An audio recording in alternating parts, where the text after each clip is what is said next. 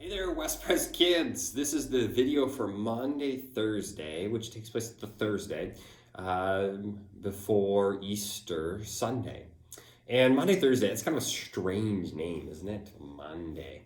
Not Monday, like the 3 days ago, Monday, but Maundy.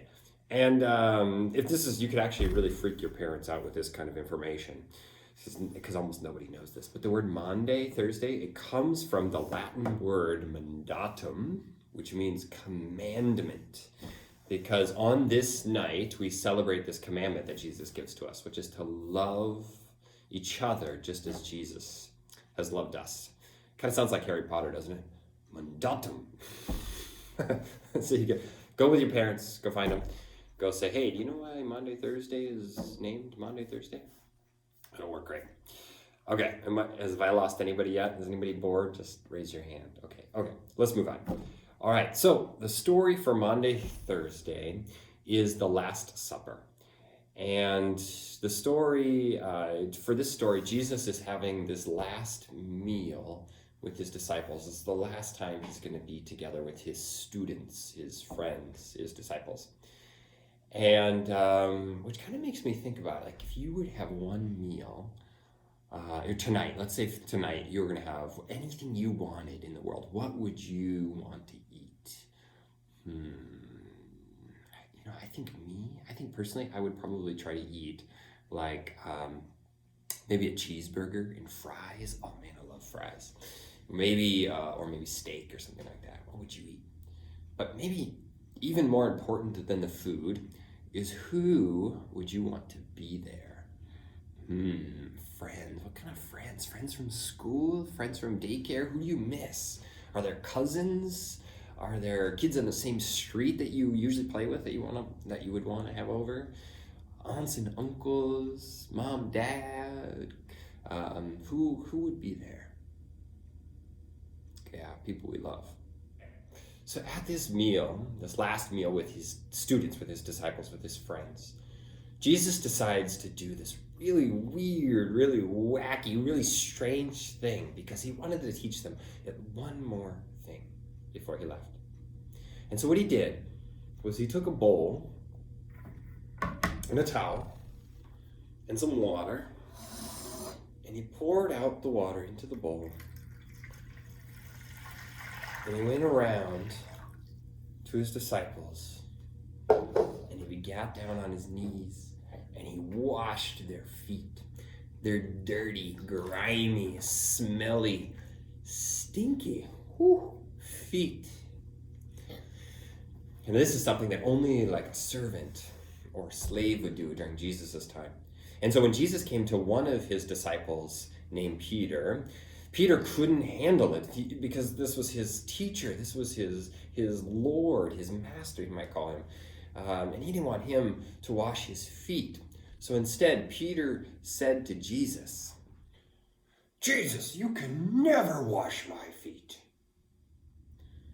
So then Jesus said to Peter, but Peter, if you don't let me wash you, then you're not going to understand what I'm trying to teach you. So then Peter, in his funny kind of Peter way, responded by saying, well then wash all of me, my head, my armpits, my tummy, my wonderful beard.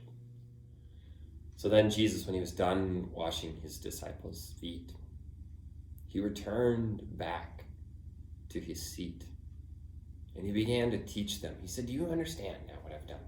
He said, if I, your teacher, your master, have washed your feet, then you must wash other people's feet.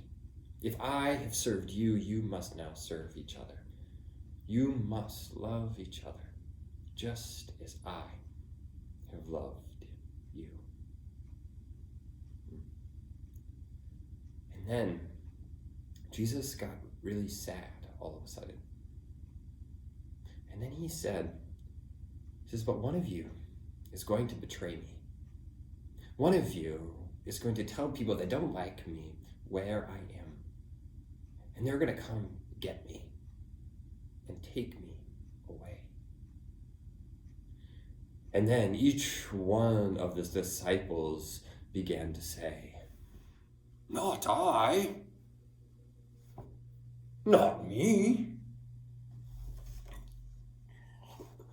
Not me." But then one of the disciples that was sitting really close to Jesus asked him, "Lord, who is it that's going to betray you? Tell other people where you are." And Jesus said, "Well, it's going to be the one that I take this bread and give them to them." And then he took the bread and he gave it to Judas. And he told Judas to do whatever he was going to do. And then Judas took the bread and ran away.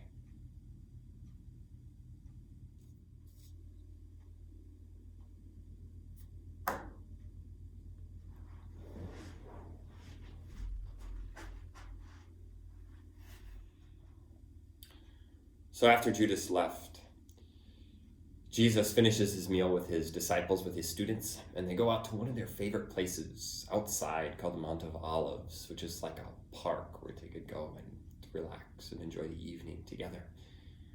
And that's really where the story ends on Maundy Thursday, or Commandment Thursday. And so I want you to maybe, as you think about this story tonight, maybe talk about it with your family, who's ever in your house. Maybe you can think about what are ways in which you can serve each other? What are ways that you could show each other that you love each other? And then maybe what would even be really fun is during your evening meal together, maybe supper, or maybe even while your parents are watching the Maundy Thursday service on our website, you could maybe get out a bowl and some water and a towel and wash each other's feet as a way of saying that I love you to you, those in your family, and those who are closest to you. Friends, it is good to be with you, even just in this simple way. Take care of each other. I miss you. Bye. All right, so for our song for Maundy Thursday, we couldn't think of really a better one than Jesus Loves Me. It's a great classic, I guess. And Natalie's going to help out with the actions again. Here we go. Jesus loves me, this I know, for the Bible tells me so. Little ones to him belong, they are weak, but he is strong. Yes, Jesus loves me. Yes, Jesus loves me. Yes, Jesus loves me. The Bible tells me so.